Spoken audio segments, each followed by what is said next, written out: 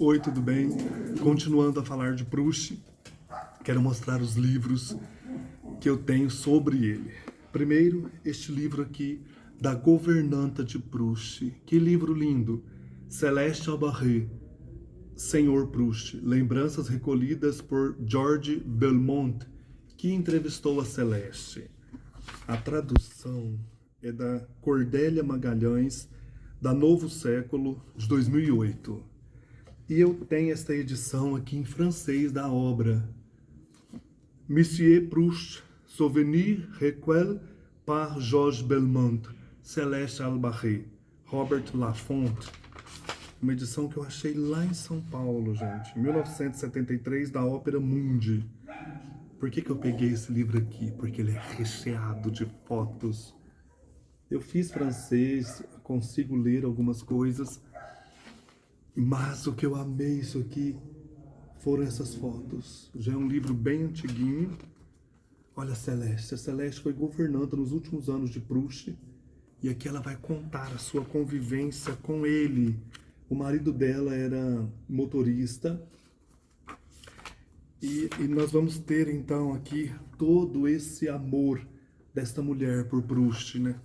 Essa veneração por Proust.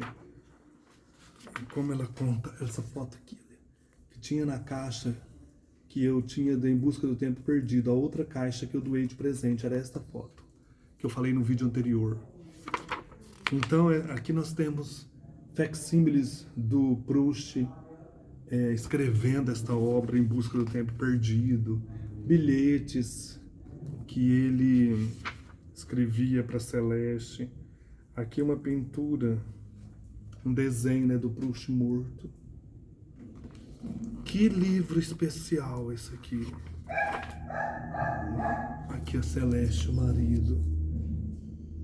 Isso aqui, você coloca uma música erudita, vai lendo Proust, vai lendo essa biografia, contemplando essas imagens.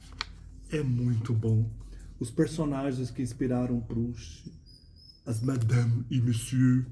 Aqui o Monsieur Robert de Montesquieu, a Madame Strauss, Comtesse de Sévigné.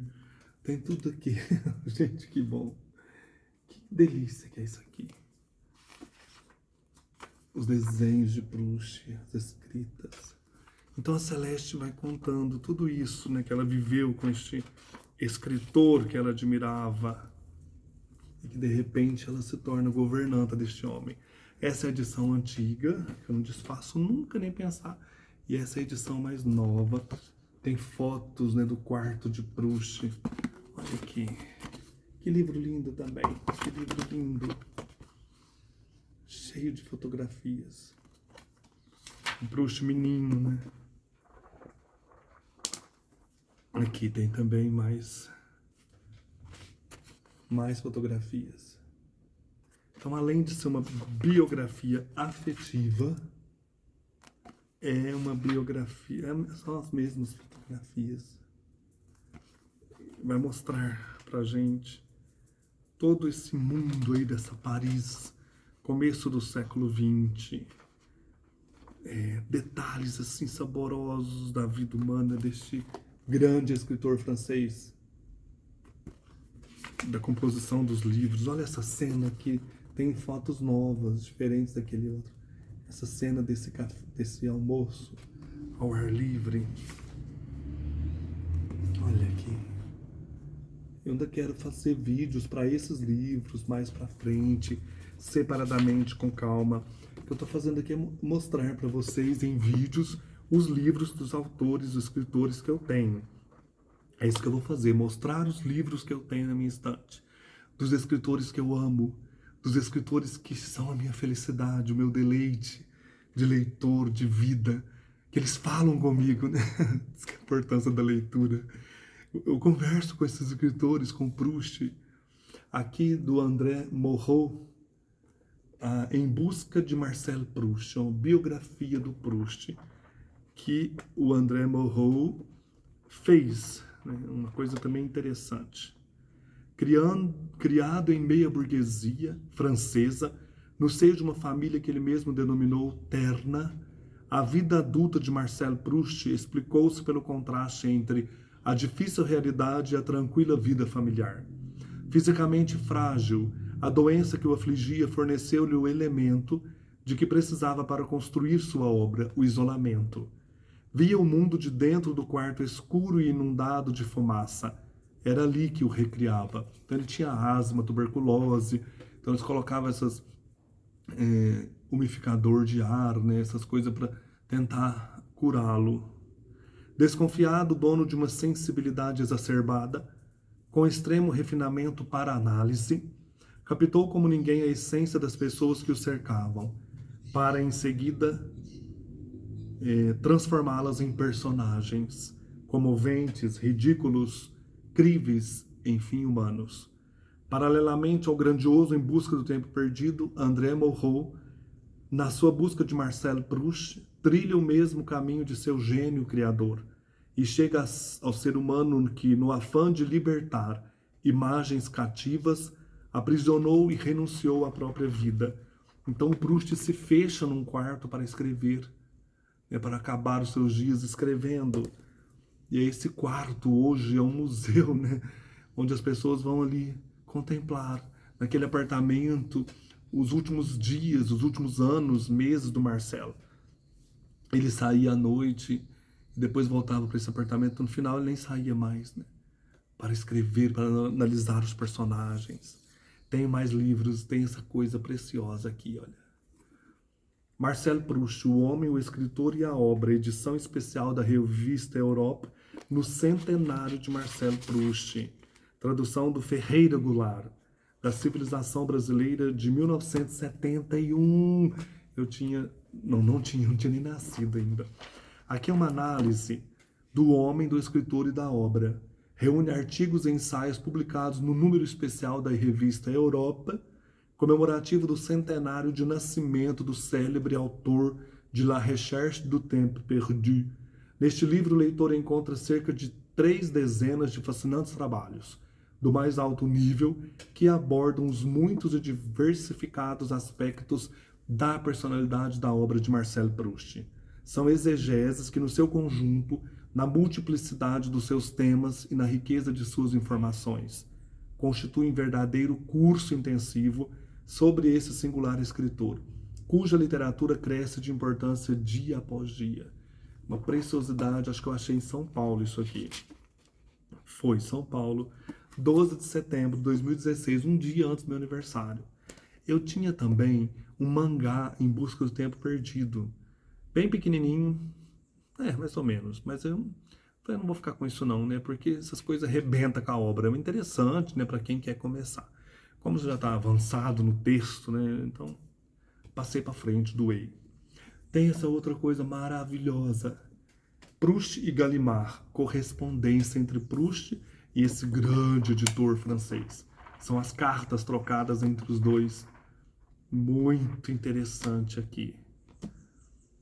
O leitor deste livro tem vários livros num só. Em primeiro lugar, é o que o título indica, a correspondência entre Marcel Proust e Gaston Gallimard, isto é, entre o autor de La Recherche du Temps Perdu e um dos fundadores das edições da Nouvelle Revue Française, depois Librairie Gallimard, por fim transformada em Edition Gallimard. Correspondência que inicia em 1912, sofre uma interrupção nos 3 anos seguintes e é retomada em 1916 e se estende até a morte de Proust em 1922. Olha a época, né?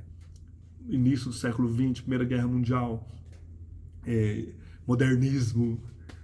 Em segundo lugar, no entanto, sendo uma correspondência com um amigo editor, Gaston Gallimard, passa a ser também com vários outros componentes da editora, dentre os quais Raymond Gallimard, Berthe Lemarieux, Jean Paulhan, Gustave Tronche e Roger Allard, sem mencionar uma ou outra carta do próprio Gallimard para Bernard Grasset ou Ezra Pound.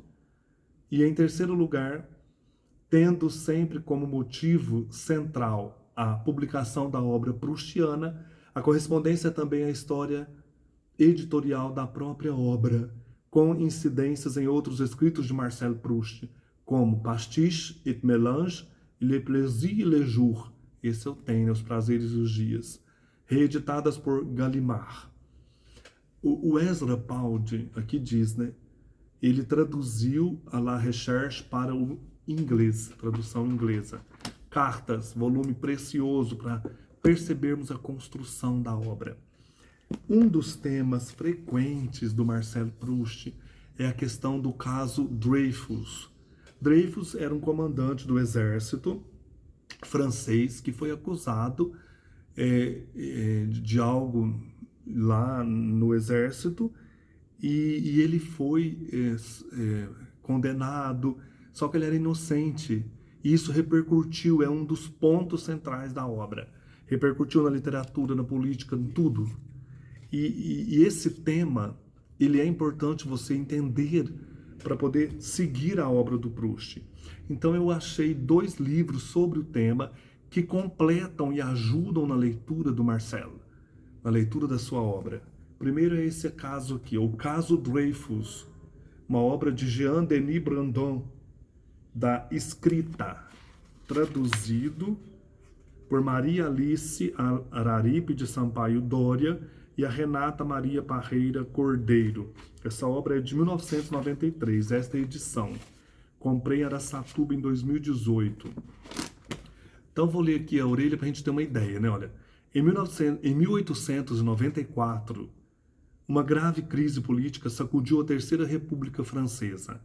O país polemizava sobre a culpa ou inocência de um capitão do exército chamado Alfred Dreyfus, sentenciado em dezembro de 1894 à prisão perpétua pela suposta venda de segredos militares aos alemães.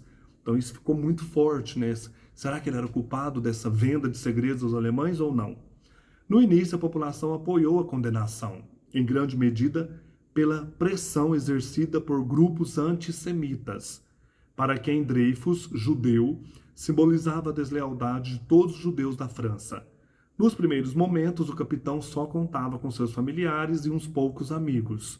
Um fato novo, porém, viria a mudar a sorte de um caso judicial que parecia destinado ao esquecimento. Um outro oficial francês, Ferdinand Valsin Esterhazy, foi acusado pelos mesmos crimes que Dreyfus e, em 1898, condenado por alta traição. Para muitos jornalistas e políticos da época, ficava clara a intenção do comandante do exército. A corte marcial contra Esterhazy acalmava a caça aos antipatriotas, mas Dreyfus continuaria preso na Ilha do Diabo, na costa da Guiana Francesa. A traição do judeu tinha um papel a cumprir na situação política e internacional das elites gaulesas. Muitas vozes ergueram-se contra a manobra, reforçando o movimento pela reabertura do processo. O mais famoso dos paladinos pela reabilitação do capitão injustiçado escreveria um panfleto que seria lembrado por gerações, J'accuse, Eu Acuso, de Émile Zola, que denunciava o exército francês por falsificar provas para obter a condenação de Dreyfus. A França estava dividida. Ao lado dos militares ficaram os representantes da ordem, católicos tradicionalistas, antissemitas, nacionalistas, conservadores, antirrepublicanos. Com Dreyfus, republicanos, judeus, radicais, anticlericais e toda gente progressista. A direita contra a esquerda como que anunciando o conflito que marcaria profundamente o novo século já tão próximo. Reclamada pela opinião pública, uma nova corte marcial foi convocada. Reunida em Rennes, em setembro de 1899, outra vez Dreyfus foi considerado culpado e sua sentença confirmada. A gravidade dos enfrentamentos, porém, levaria o presidente da República a indultá-lo, mas apenas em 1906 o capitão seria plenamente reabilitado por decisão da Corte de Apelação, um tribunal civil. O confronto deixaria suas marcas.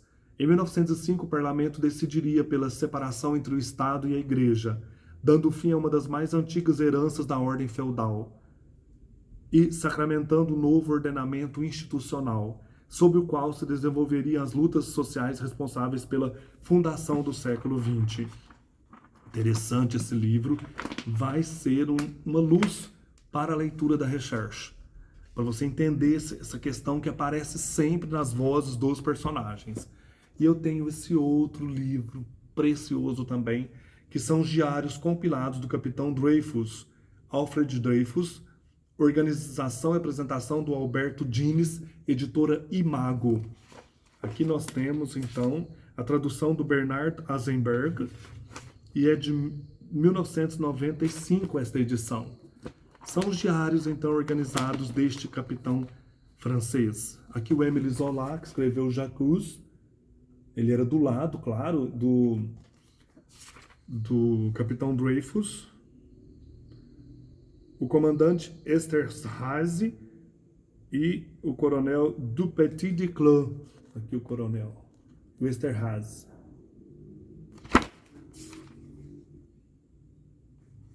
Mais fotografias. Deixa eu achar do capitão Dreyfus. Isso aqui é importante, muito importante, gente. Que é pano de fundo da obra.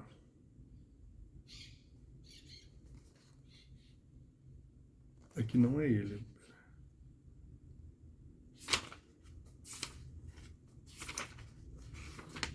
Acho que é ele sim, peraí.